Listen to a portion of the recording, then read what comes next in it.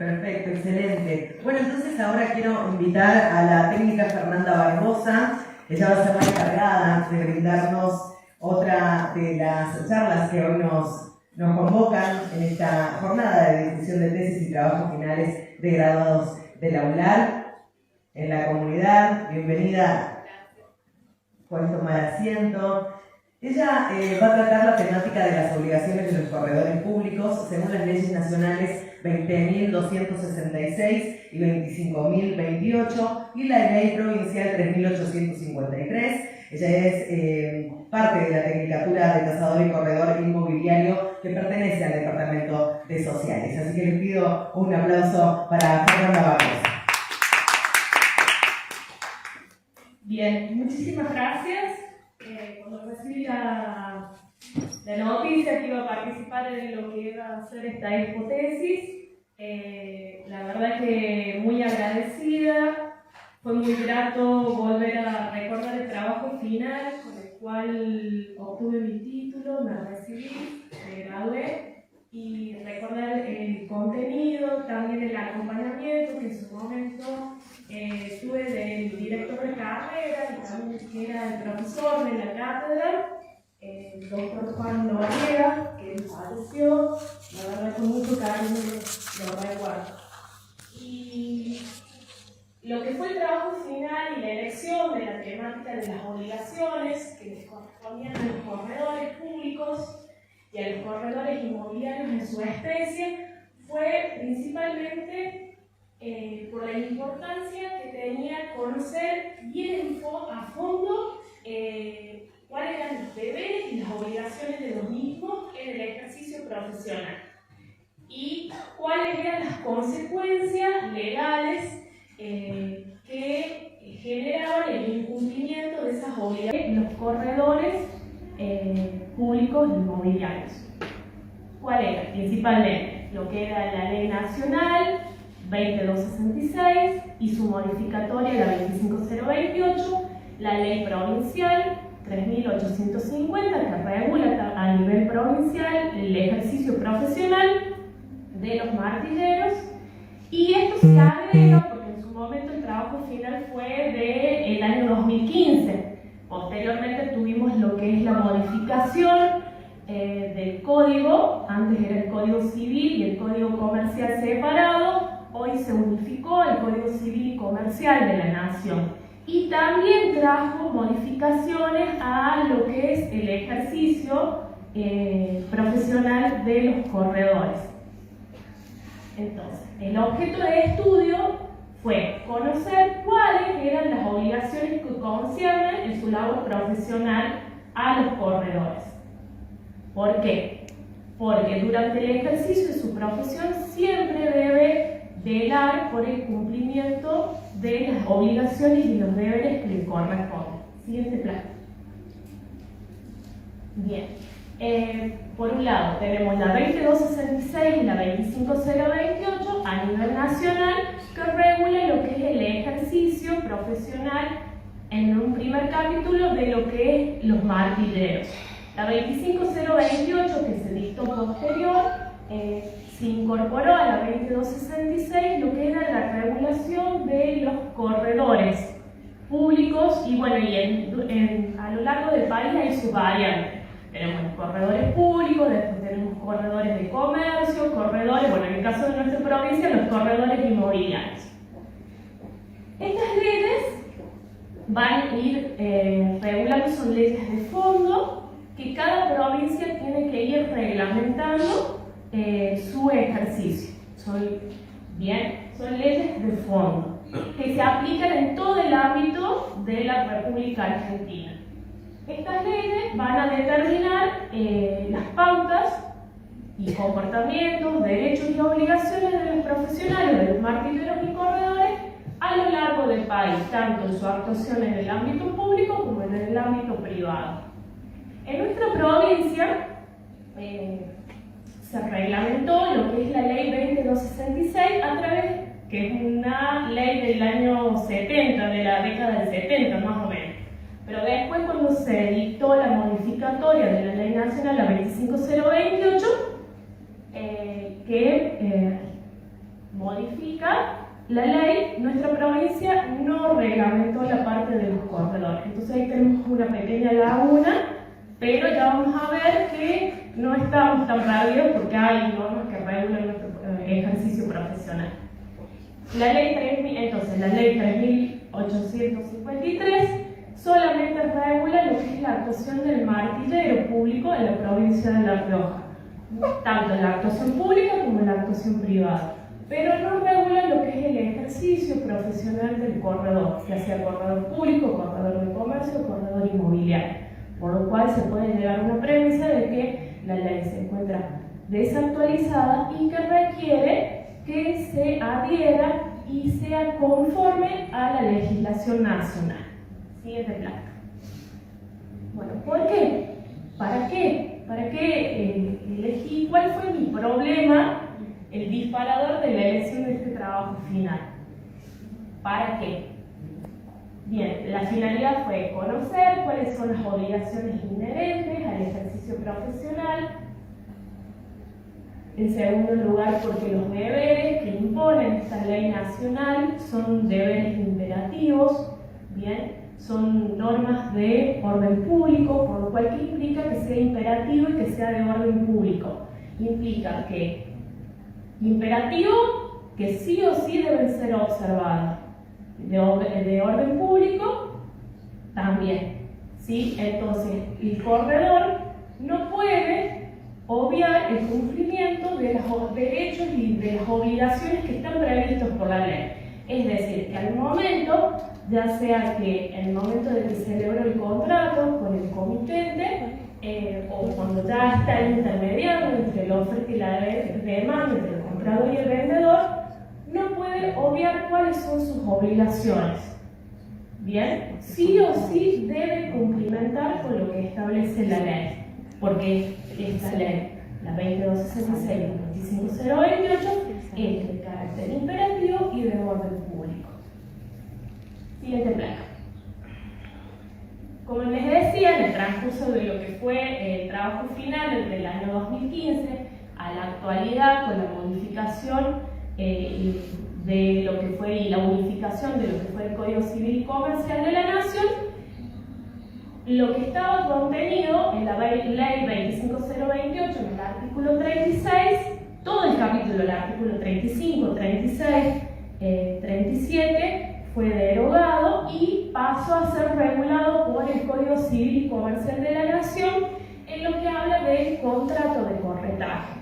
El legislador en su momento estableció que todo lo que era el contrato de corretaje, tanto en los derechos, obligaciones, contenidos y demás, iba a estar regulado en un capítulo específico del Código Civil, en lo que habla de los contratos en particular.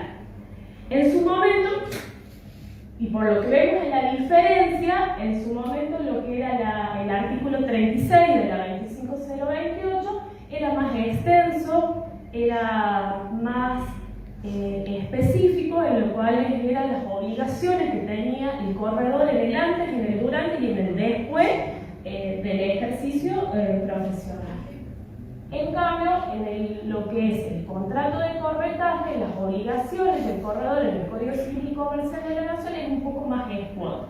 Pero vamos a ver que en ambos artículos, no son excluyentes. Existen otras obligaciones del corredor en el ejercicio profesional que deben observar, que no son taxativos, que no es una clasificación taxativa de las obligaciones, ¿bien? Sino que existen otros plexos normativos que establecen obligaciones que deben cumplimentar. Y sería más que todo ejemplificativo. Bien, siguiente clase. Pero antes de hablar de las obligaciones del corredor, tenemos que partir de lo que es el concepto. ¿Quién es el corredor? ¿Bien? ¿Qué representa? ¿Qué es el corredor? Y debemos partir de que el corredor va a ser un intermediario entre la oferta y la demanda. ¿Bien? Este corredor va a trabajar de manera independiente, va a cobrar una comisión, unos honorarios, y ahí entramos en el ladito un tiro. Si me escucharon mis colegas de otras partes del país, ahí generaría el conflicto de decir, no cobramos comisión, somos profesionales matriculados, entonces cobramos honorario. Bueno, no hay que asustarse tanto en el término, porque también el tema de comisión va por un uso y usos y costumbres a hablar. Entonces, al trabajar de forma independiente va a aproximar o va a poner en contacto a las partes que desean celebrar un negocio jurídico, bien, las va a acercar posiciones, va a llegar, va a ser el negociador, el intermediario entre los mismos. Por eso también se habla de que es un intermediador, es un mediador entre las partes. Bien, lo que es el corredor no celebra el contrato, no termina decidiendo, bien, no es parte del contrato, por ejemplo, un contrato de compra-venta, un contrato de locación o de alquiler, entre otros, ¿no? No es el que va a tomar las decisiones, no es parte de los contratos, sino quien intermedia, media, acerca a las partes, para que logren el negocio jurídico deseado y que ambas partes salgan ganando y que se cumplan los derechos y obligaciones para ambas partes en el contrato. En cuanto a la naturaleza jurídica, este intermediador, este mediador, esta persona que acerca a las partes, por un lado, actúa en interés propio y lo va a hacer a cambio de una comisión, una remuneración o unos honorarios. Pero siempre lo hace en nombre y por cuenta ajena. No lo hace a nombre propio. Bien, y esto lo diferencia de otras figuras que establece el Código Civil y Comercial de la Nación, ya sea el mandato, la representación, el comisionista. Bien, entonces lo hace en una figura específica, como corredor. Lo hace en nombre y cuenta ajena, pero siempre en interés propio, porque lo hace a cambio de una remuneración, una comisión o un honorario. Y la misión, su obligación es una obligación de medios. La misión de él va a ser simplemente intermediar, mediar, aproximar a las partes y posibilitar que esto se eleve el negocio jurídico deseado de la mejor manera posible. Siguiente plano. Bueno, vamos a entrar de lleno de cuáles son las obligaciones. Como vimos, la 25028 teníamos una enumeración extensa de cuáles eran las obligaciones del corredor, y ya ese artículo derogado por el Código Civil y Comercial de la Nación ya era un poco más escueta lo que era el listado de las obligaciones. Pero dijimos que estas obligaciones no eran taxativas, no eran las únicas obligaciones que le correspondían a los corredores, sino que las obligaciones están dispersas en distintos cuerpos, ya sea la ley nacional, leyes provinciales, el código y distintas, por ejemplo, regulaciones impositivas. La primera obligación que tiene el corredor es la de matricularse, la matrícula profesional. Esta matrícula profesional, la matrícula es un registro donde se van a inscribir las personas, siempre cumpliendo con una serie de requisitos.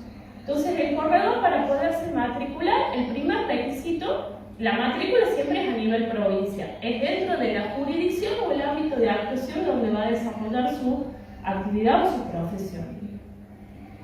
Entonces, las autoridades locales son las que establecen cuáles van a ser los requisitos que deben cumplir, además de los que establece la ley nacional, que deben cumplir para el ejercicio de su profesión. ¿Cuál es la realidad de acá de La Rioja? Nosotros estamos, bueno, súper atrasados en muchas cosas, pero calculo que los ya 12 años de nuestra carrera, desde la creación de la universidad, ha ido formando distintos profesionales. Ya somos muchos los graduados de la carrera y espero que pronto tengamos nuestro colegio y consejo profesional. Pero hoy por hoy en La Rioja el gobierno de la matrícula la tiene el registro público de comercio. Y ahí viene otro cambio. Estamos en continuo cambio, ¿no? Hasta el mes pasado el registro público de comercio actuaba o estaba dentro de la esfera judicial. Funcionaba en la Cámara Primera, en tribunales, en la justicia, en la Cámara Primera. Y hoy por hoy se dictó una ley y pasó a la esfera administrativa. Entonces el registro público de comercio, va a actuar dentro de la esfera de lo que es la de personería jurídica. Así que bueno, ahí viene toda una cuestión de cambios también que nos vamos a tener que adaptar. Entonces el registro público, ya sea en la esfera judicial o en la administrativa, es el que tiene el gobierno de la matrícula.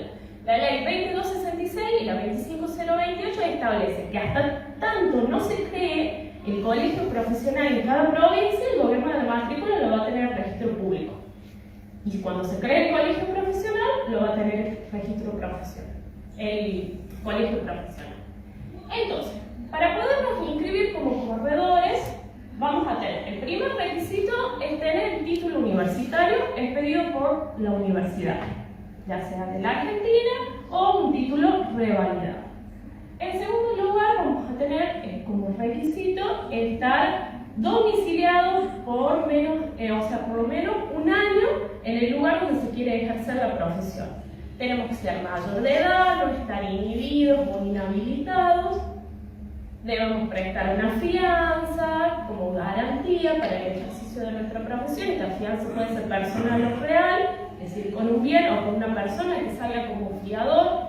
Y entre paréntesis, la fianza es muy importante y eso es lo que nos diferencia con los idóneos que no tienen título profesional y no están matriculados, porque nosotros debemos cumplir fielmente con el ejercicio de nuestra profesión, si no podemos ser sancionados. Y vamos a responder con esa fianza personal o real. Bien.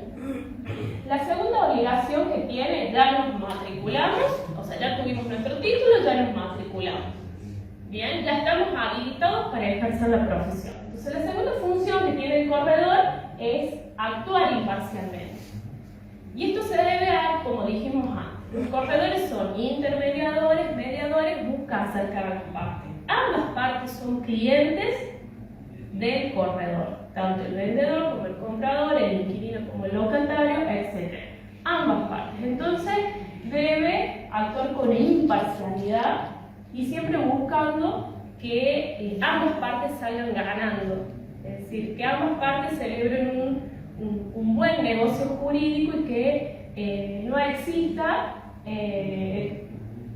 una intención de favorecer a ninguno de los contratantes, sino que tratamos por igual. No tiene que haber, además que no hay una relación entre el corredor con los clientes, no hay una relación ni de representación ni de demanda, es una relación de corretaje. Bien, entonces actúa para ambas partes por igual. Ambas partes son clientes del corredor. Otra obligación que tiene el corredor es llevar el libro de registro. Bueno, acá vamos a entrar en una cuestión de disyuntiva. Cuando deroga el Código Civil y Comercial de la Nación en el contrato de corretaje, deroga los primeros artículos de la 25028, quita esta obligación de llevar un libro de registro.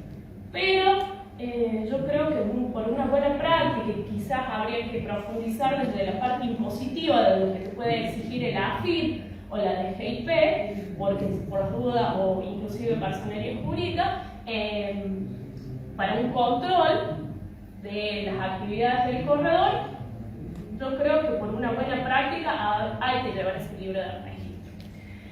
Este libro de registro, ¿cómo nace?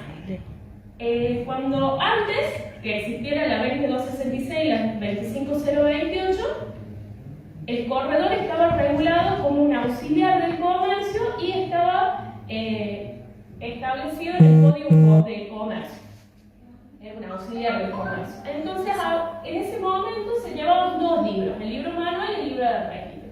El libro manual era como un borrador y el libro de registro ya era específico de aquellas operaciones que se hubiesen concertado.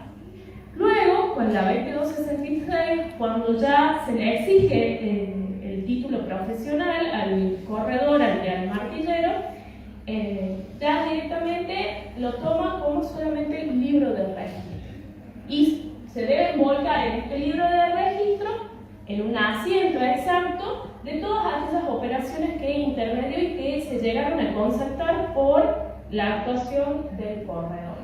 Debe ser en forma exacta y cronológica.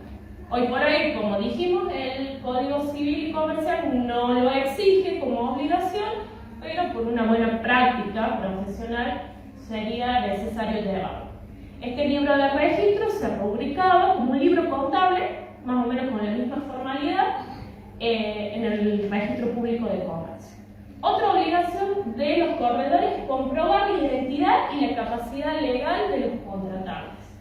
Por un lado, y yo me acuerdo de esto, el profesor de práctica orientada del doctor Moricoli siempre nos decía, bueno, ¿cómo comprobamos la identidad de nuestro cliente? A través de lo que es los DNI. Tampoco no es una obligación tan profunda, basta con que se solicite copia de los DNI como para comprobar la identidad. Y la capacidad legal, es decir, que la persona sea mayor de edad, que no se encuentre inhibido o inhabilitado y que pueda disponer de sus bienes, pueda administrar y disponer de sus bienes.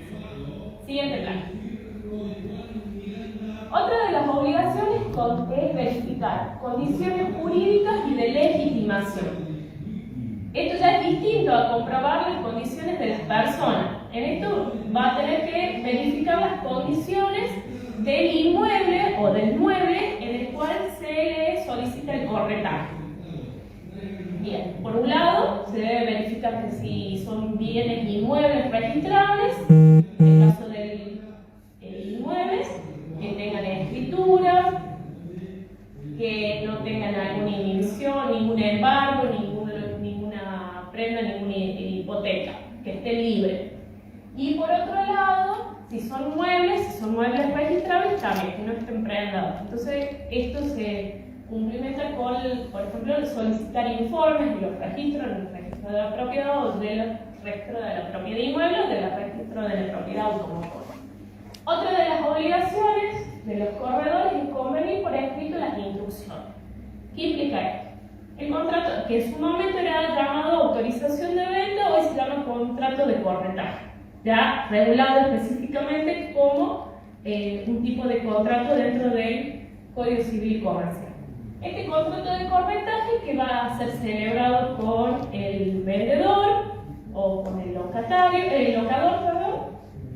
se va a establecer todas aquellas instrucciones en las cuales se va a realizar sus funciones, los gastos, la forma de establecer los gastos, las condiciones de la operación, bien, y todo lo que sea, bueno, que se encuentre legitimado, el plazo durante el cual se le encomienda esta tarea y demás. Y generalmente la formalidad de los contratos de corretaje es por escrito. No lo exige la ley, pero para asegurar el cobro de comisión o los honorarios sí o sí es necesario que sea por escrito. Otra obligación es proponer negocios claros, precisos, exactos. Implica. Y esto va unido con lo que es el principio de buena fe. La obligación del corredor es de comunicarle en forma precisa, llana, todos aquellos aspectos del negocio jurídico, ambas partes. Porque el deber de información debe ser amplio. Entonces, a ambas partes debe detallar todas aquellas circunstancias, ya sea con respecto al bien, con respecto a la negociación, en cuanto al dinero, en cuanto a las formas en que se va a plasmar el negocio y demás. Porque tiene una obligación de actuar de buena fe y que el incumplimiento, si cae en proponer negocios imprecisos, poco claros, poco exactos, puede generar una cuestión de, ya no solamente de responsabilidad profesional, sino también una cuestión de responsabilidad civil por el mal desempeño en el ejercicio de su función. Otra obligación es guardar el secreto profesional, y acá nos sumamos a otras profesiones que deben guardar el secreto profesional. Esta obligación de guardar el secreto profesional es no divulgar o no comunicar a terceros cuestiones que son propias de la negociación.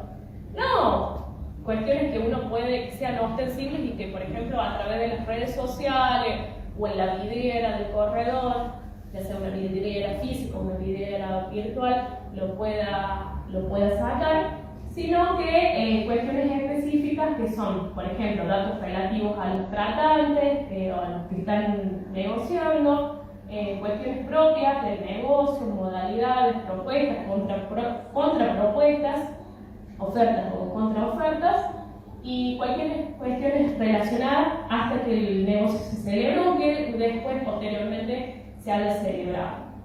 Va a ser el secreto profesional cuando sea citado a testimonial, ya sea por la justicia o por cuestiones administrativas ante la AFIP, DGIP y demás. Siguiente plan. Otra de las obligaciones, y que estas cosas muebles tenían una muestra, debe conservar la muestra por un periodo de tiempo por cualquier cuestión que surja posterior a la celebración del negocio jurídico, diferencias y demás. Otra de las obligaciones es entregar de las constancias de la gestión. Bueno, esto también no lo establece el Código Civil y Comercial, pero nosotros siempre debemos tener nuestro registro, como dijimos, es una buena práctica tener nuestro libro de registro.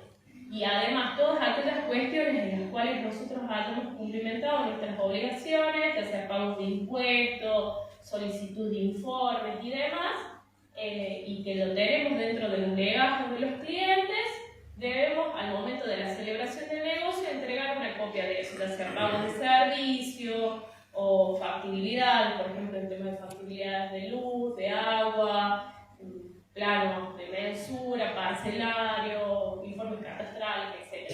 Todo eso, al momento de que se celebre el negocio, se debe entregar una copia tanto al vendedor como al comprador.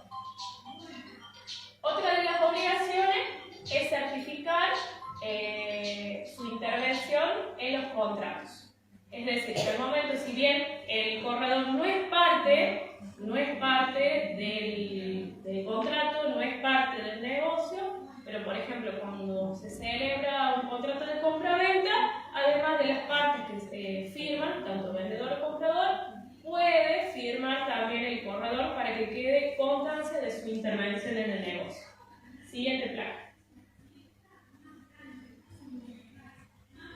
Debe respetar las prohibiciones tanto de la ley nacional, la ley provincial, lo que establecen prohibiciones que establecen los códigos y otras ordenanzas y demás. Otra de las obligaciones es rendir cuentas.